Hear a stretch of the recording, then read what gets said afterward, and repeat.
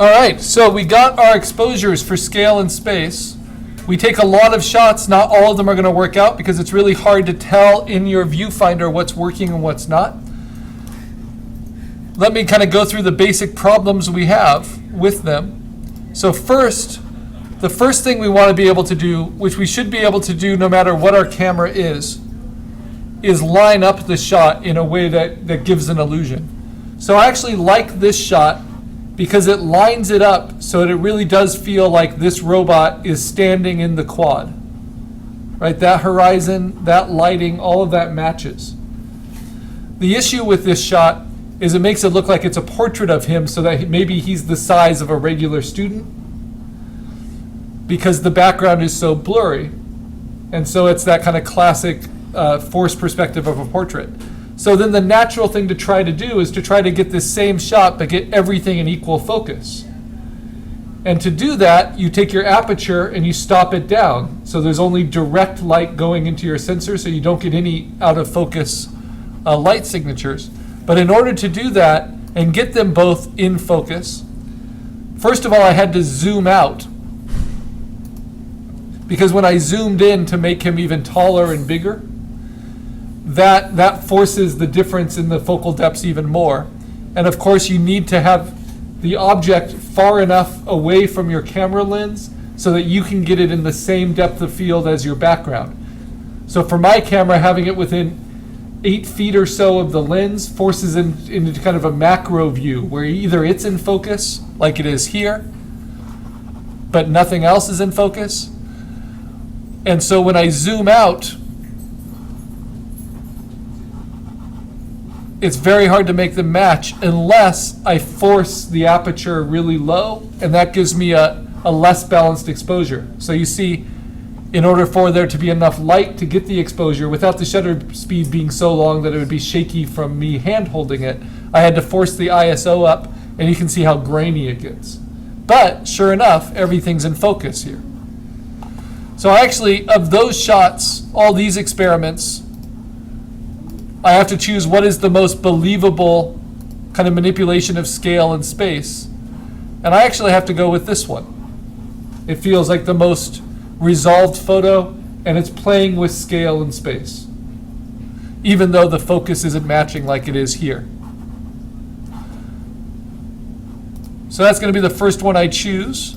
So let me make a folder here on my desktop, and I'll call this Scale and Space Raw Exposures.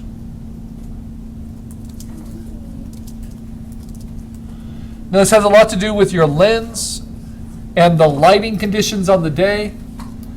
And ultimately, the best aperture setting I was able to use for my shots was about an f10, which doesn't give me a whole lot in focus for the available light. When I forced it up even to just f16, I got very underexposed shots.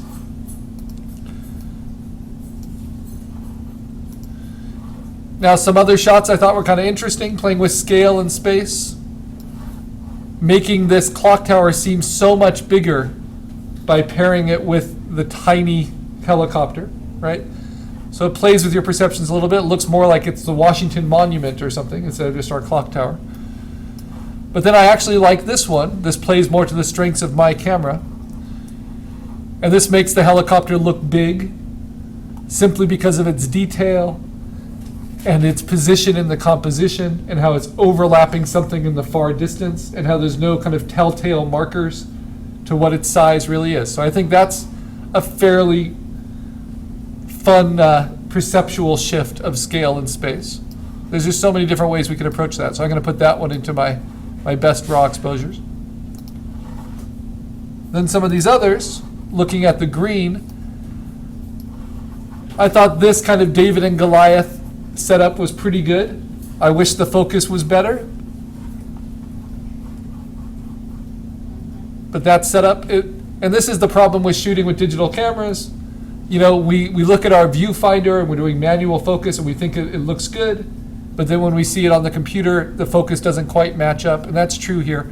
But I like the composition and the placement of that. This one has kind of closer match of focus, though again, not very It's not going to fool anybody. It's better to have the background out of focus than the foreground out of focus. But it's just not a very interesting composition. Same thing here. You know, it's lined up correctly with the top of the building. It's nice that it's contrasted on the background, but it's just, the helicopter is just too small.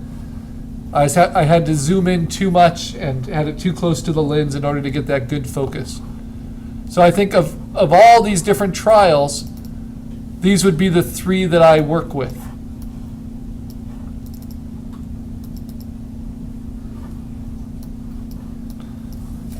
And so I want you to go through your exposures. And again, you're lucky if you get one that really kind of works out. But it's really teaching you different ways of trying to control your angle, your proximity, your zoom, and your camera settings to show kind of this illusion of scale and space. Okay, so now I simply take those three, I open them up in Photoshop, and it's how do we use, I might throw this one in there too. How do we use just basic processing to bring these effects out? And remember, the one thing Photoshop cannot do is add focus, right? But it can take away focus. So if I'm looking at this one, and the best focus I have is pretty blurry on this robot, what I can do is make a duplicate of everything, select around the thing that is not in the best focus,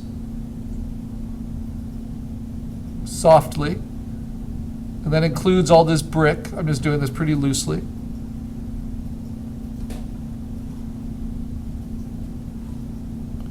This is kind of like making an alpha channel, right? And obviously it'd be better to fix these issues in the exposure. But now I'm going to select the inverse because I can't bring that into more focus. So I select everything else, make a duplicate of that. So I basically have a mask. And now I'm just going to take, with Gaussian blur, the focus down a little bit on the background. Maybe even more so than it is in the foreground.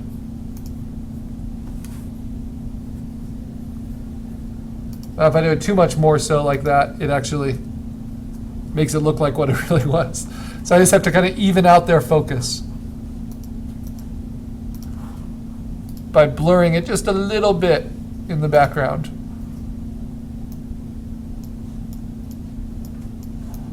So that they feel kind of equal.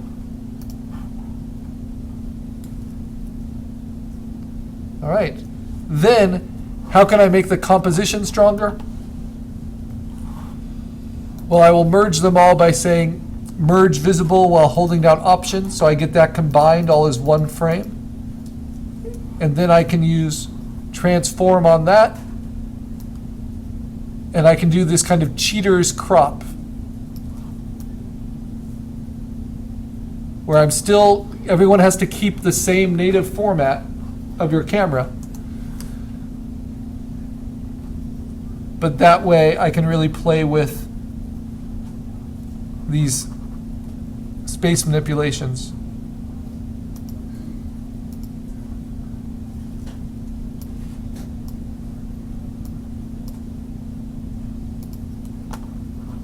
Make this even a little bit blurrier.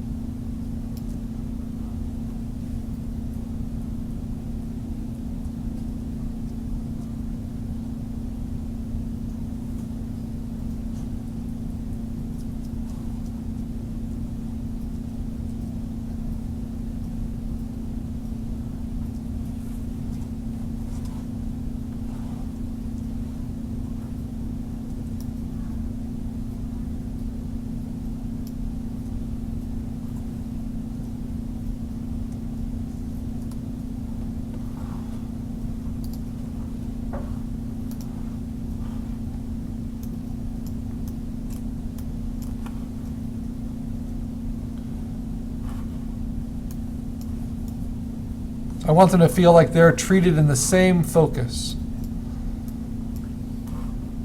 All right. And there they'll feel more equal to each other.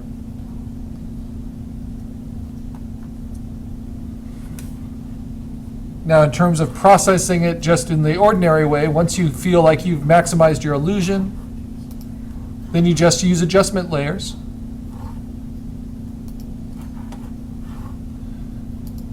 And I will first play with the levels, just optimize that. It's a pretty optimized shot already. See if it helps for it to be a little bit brighter in the midtones. I think it does. It brings out the textures and colors a little bit better. Definitely don't want to brighten it anymore. And then layer a new adjustment layer for the color balance. It was a beautiful day today in terms of how diffuse the lighting was. You can see how the shadows aren't going to give anything away. But I probably want to bring a little bit more warmth to the highlights and just a little bit of coolness to the shadows.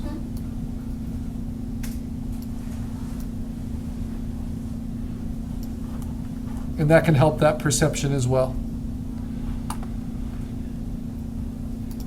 All right, so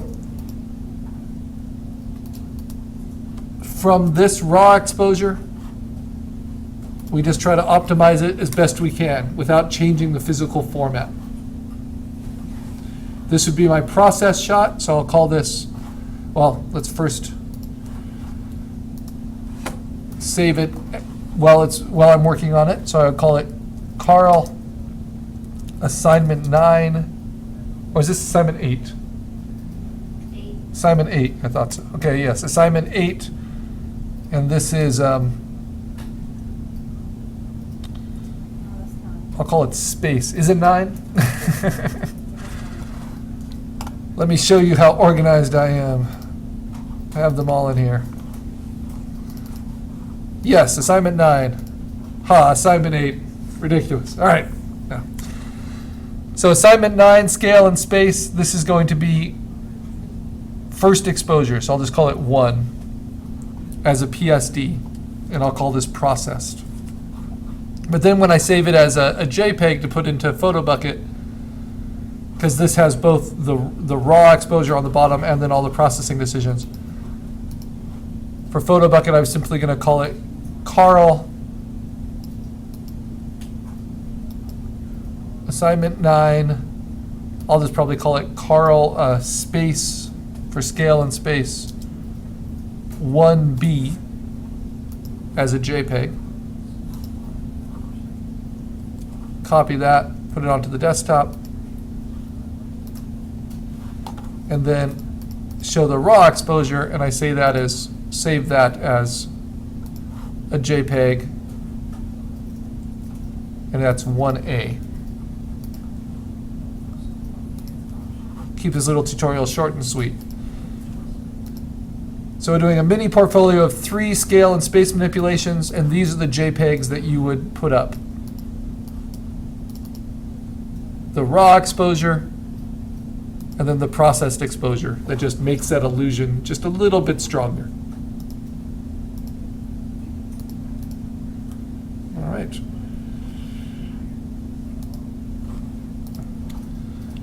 And then, of course, you're saving your PSD, your working process as you go.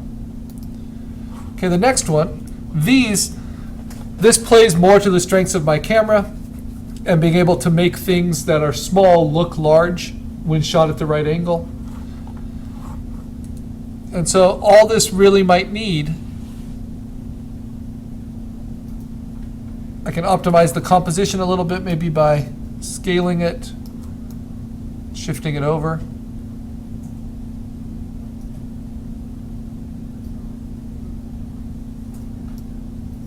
Like so. Let's see if I like that more. Yeah, it's a little bit more dynamic. Again, it's not exactly cropping because we're still using the